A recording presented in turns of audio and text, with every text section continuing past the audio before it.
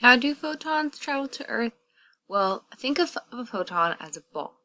So first it does the random walk of a photon.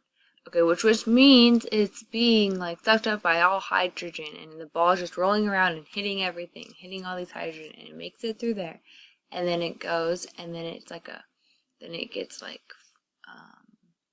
a bunch of gases, which makes it like look like it's on fire.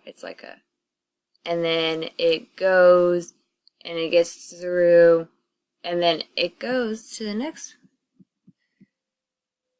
part, and it goes out of the sun, and then it goes through the earth, and these are representing all the photons that are going from the sun to the earth in the sky, and it goes really, really fast.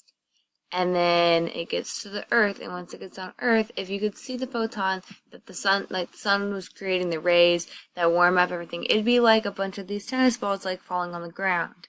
That'd be the best way that I could explain it to you. All the balls falling onto the ground, it's all the photons.